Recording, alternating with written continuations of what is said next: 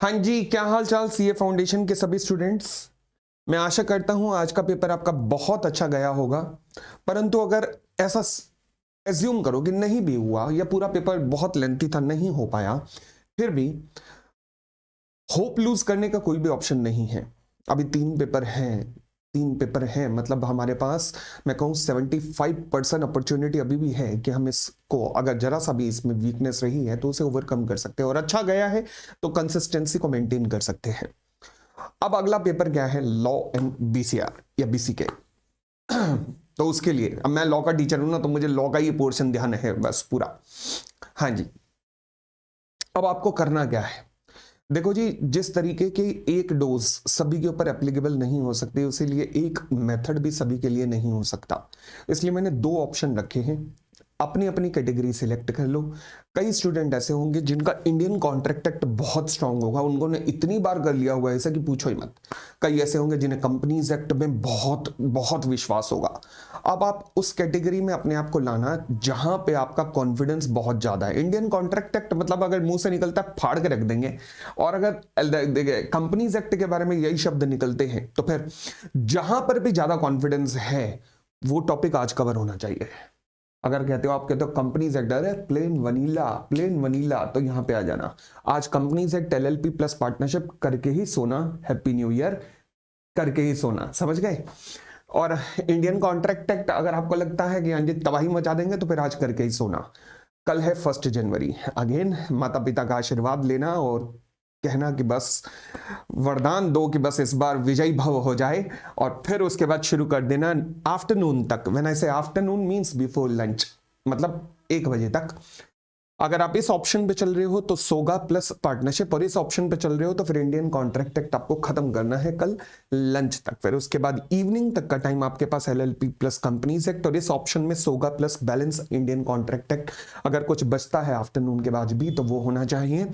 फिर नाइट में आप अपना जो दूसरा लॉ के साथ पेपर है उसको, कम्युनिकेशन वाला, तो उसे आप शुरुआत कर सकते हो। और 2 जनवरी तक पेपर से पहले आप बीसीके वगैरह जो है प्रिपेयर कर सकते हो अपना।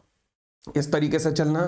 सवाल उठा सर क्या इस टाइम हमें केस स्टडी सॉल्व कर करके देखनी चाहिए? नहीं, जरूरत नहीं है। इस टाइम आपको ज्यादा से ज्यादा कॉन्सेप्ट को रिवाइज करने की जरूरत है।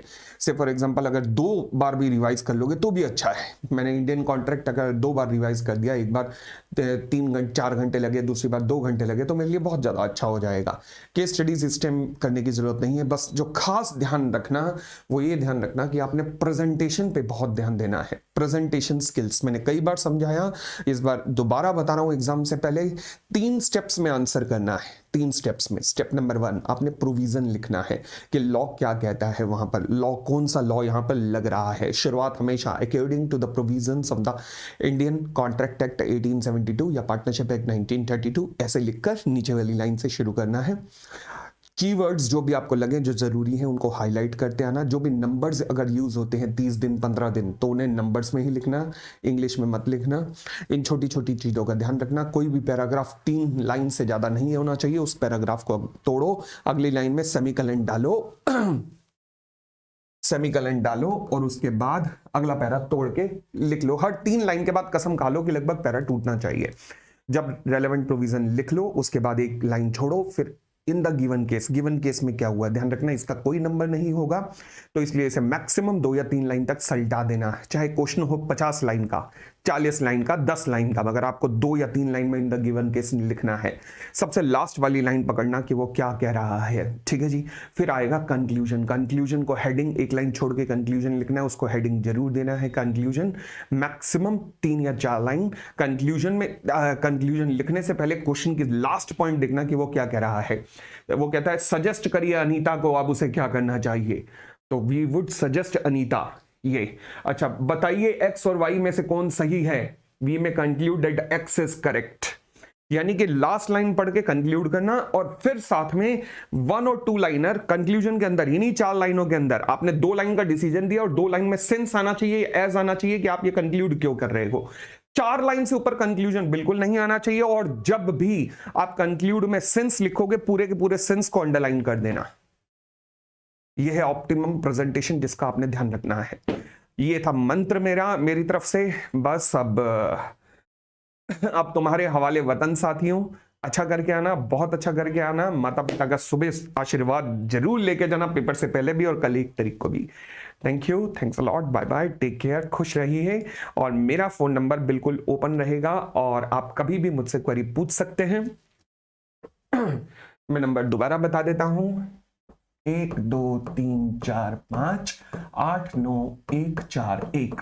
आप किसी भी वक्त, आपको लेट नाइट भी आज क्वेरी आ जाए, लेट नाइट भी मजे मत लेना कि सर मोटिवेशन नहीं आ रहा, ये मत मुझे कहना मुझे रात को 1:30-2 बजे। हाँ, क्वेरी हो कभी भी कॉल करो, किसी भी वक्त कॉल करो, ये नंबर आपके लिए अवेलेबल रहेगा जब तक आपका पेपर नहीं होता। ठीक है, तो बहुत बहुत धन्यवाद आपका।